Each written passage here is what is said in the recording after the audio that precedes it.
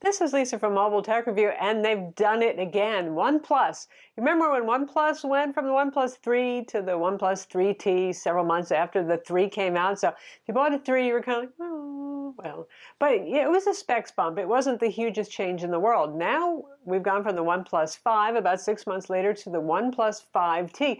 A more important change here, because what they've done is gone to that tall screen aspect ratio thing to give you a big diagonal 6-inch display rather than 5.5 inches. So for those of you who like that modern, less bezel look, I wouldn't call this bezel, this is still an itsy bit on the top and the bottom, it's for you. Otherwise, in terms of performance specifications, because the OnePlus 5 already had that top-of-the-line Snapdragon 835, not much is going to change there. Storage, RAM, we'll talk about that. Same options, basically. So tall screen, and also they've played with the cameras a little bit. We're going to look at it now. So going to a 6-inch screen size sounds like it might be a big burly phone. Well, it's not. Here is the OnePlus 5. This is the 5T, and you can see they're just about the same size, which is pretty neat. So how did they do that sort of thing? Well, it's the usual 18:9 super tall aspect ratio thing, and they whack the bezels. They make them a lot smaller, so you've got more screen real estate. That's the trendy thing. The resolution is 2160 by 1080. So as tall screen phones, most of them have been on the more high-end flagship phones. Those are a bit higher resolution, but you know what? That's plenty of pixels. At 401 ppi, this is a nice high-resolution AMOLED phone, and it's a Samsung-made display. It's a good display, no like Pixel 2 XL brouhaha going on here. It's a perfectly pleasant AMOLED display. The one difference you can see is not the finish and the color. The camera sticks out. There's a bit more of a camera hump there. So for those of you who don't like that sort of thing, well, that could be a problem. That said, you're probably going to wear a case with it, though. This is anodized metal, so it's pretty darn sturdy, Gorilla Glass on the front. It's not like the world's most delicate phone. That's the good part. The bad part is when you have metal back on the phone, you don't get wireless charging. Also, for your $500, you don't get things like IP68 water resistance either, so we're not talking all the high-end features. And that's where OnePlus takes a chance these days. When they were $399 and $299, then it was like a no-brainer because it was so much less money than the flagships. Now when you're hitting $500, you're pushing closer to some of them, given that the Samsung Galaxy S8 is often on sale. The LG G6 is a bargain. So yeah, but they get enough of the stuff right here that it's still a good phone. For example, the display on this, it's a lovely looking, rich Super AMOLED display. They have a couple of different color tunings, including DCI P3. And then there's this reading mode, which is sort of like faux Kindle, the black and white e-ink style Kindle look. It's basically black and whiting the screen and warming the background. It looks pretty good, but it's a nice little feature. And of course, you have your night mode and all that sort of thing. And then there's the performance. OnePlus phones are always fast. The one thing that they don't cut back on is the CPU, the RAM, the storage. The specs there are excellent. You got your Snapdragon 835, 6 gigs of RAM on the base model, which is more than average even for more expensive phones, and 64 gigs of storage. Now if you go up to $559, then you can get 8 gigs of RAM and 128 gigs of storage. One thing to keep in mind here, this is a dual nano SIM phone, so you've got one carrier that holds 2 SIMs, but there is no micro SD card slot, so you get the amount of storage you think you're going to need because you can't throw in a card. Now this is an unlocked phone, no carrier commitment, anything like that. One thing that's important to note is it's GSM compatible. AT&T, T-Mobile, Cricket, all those smaller GSM providers. It actually does have CDMA 800 megahertz band, and it has several of Verizon and Sprint's bands, but neither of those carriers have allowed it on their network. With CDMA carriers, if they don't approve the phone and allow it on their network, you can't authenticate, you can't use it. So GSM only. That makes it a bit less versatile than something like a Pixel phone that's multi-band, or even the Essential phone, for example, or Moto's X4 if you're talking about more affordable phones with pretty clean Android builds. It has voice over LTE that worked on T-Mobile for us. Call quality on this is good. Pretty much the hardware is standardized across all of these Qualcomm Snapdragon phones, so there isn't a whole lot of variation. That said, though, call quality was fine. It was clear. You have one down-firing speaker. It sounds okay. Bluetooth 5 is on board, however, with aptX and aptX HD, so you can get higher quality audio over Bluetooth. That's nice, too. Wi-Fi with MIMO. You've got NFC here as well. They're still doing the USB-C based dash charging. It's a fast charging system. Not the same thing as Qualcomm Quick Charge 3.0. I wish they would just use Qualcomm Quick Charge. That way you don't have to worry about the interchangeability of chargers if you want the fastest of all charging. I've met a lot of OnePlus enthusiasts, and that's one thing that they're not so thrilled with either, that you have to make sure you have the dash charger for the ultimate fastest in charging. That said, I have used things like the Samsung Galaxy S8 Qualcomm Quick Charger, and it does charge pretty quickly. Not as fast as dash, but it's still pretty quick. The display has ambient mode, if you like that. I certainly do, so you can see what's going on screen. It's got lift to wake, and brightness is pretty good on it. It's around 440 nits, which is average for phones, and is adequate for seeing outdoors, given the fact that it has fairly high contrast, being Super AMOLED. It's running Android 7.1 Nougat with, well, they call it Oxygen OS. They customize Android, just like many manufacturers do, really. This is Android with their little sweet tweaks that I generally like a lot on here. Oreo is coming in Q1 of 2018, and they do some nice little things here to make your life a little bit better than stock Android might. You've got a hardware alert slider on the side, a little knurled texture thing, which is nice, and you can assign what that does. If you wanted to do silent mode, DND mode, that sort of thing, you can swap your buttons around on the bottom if you're more comfortable with, say, the reversed Samsung method.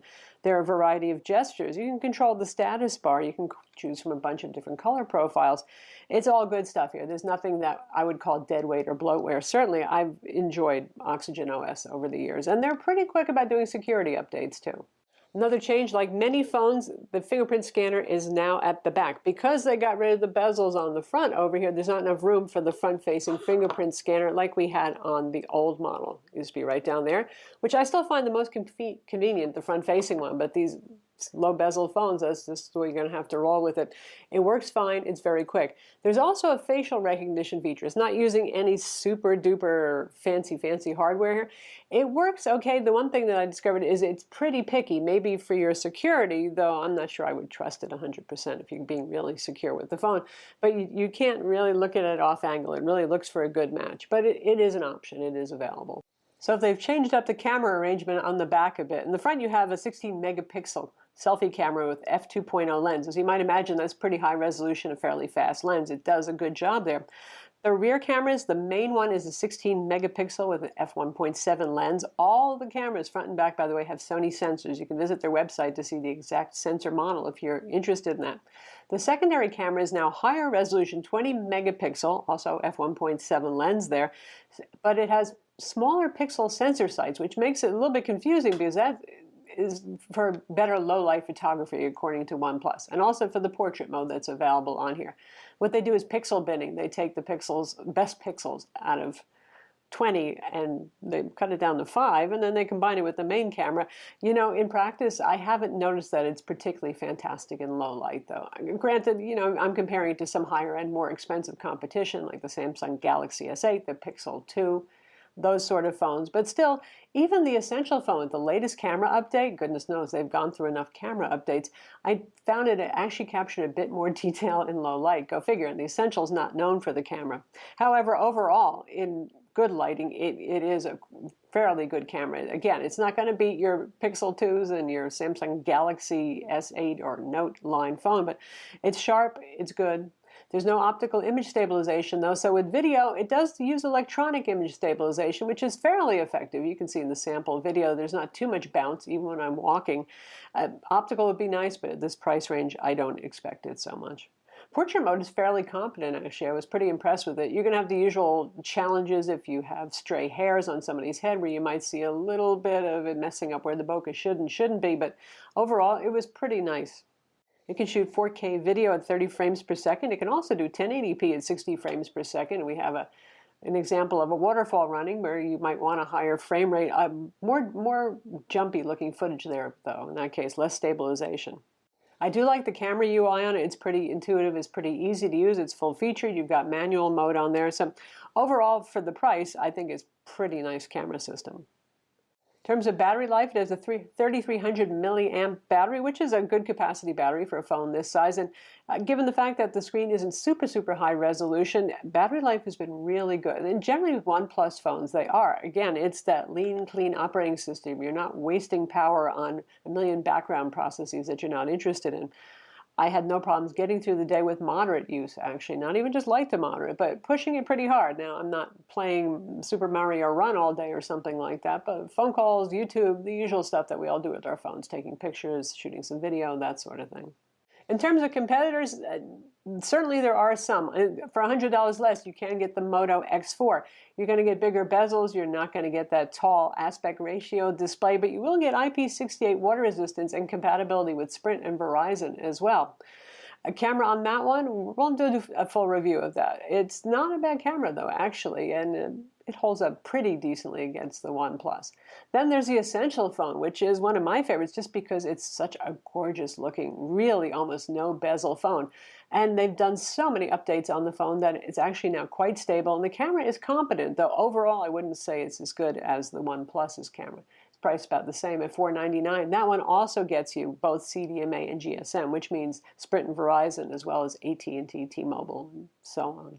Then again, there's the LG G6, which is a competent performer and is a fairly high-end LG phone. That one has quite nice cameras on it, of certainly a decent enough display. It's nice to have choices. It's a little tough for OnePlus, though, to have to fight in such a crowd of very good phones at these price ranges.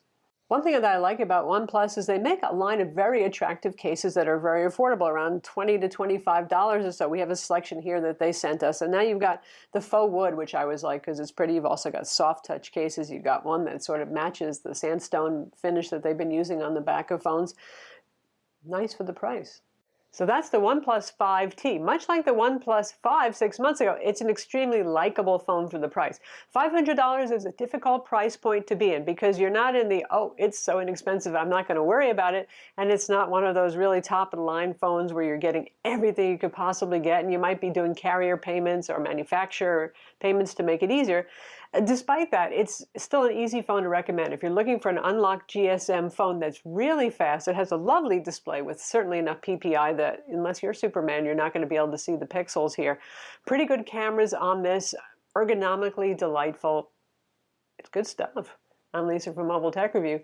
Be sure to subscribe to our YouTube channel for more cool tech videos, and thumbs up if you like this vid.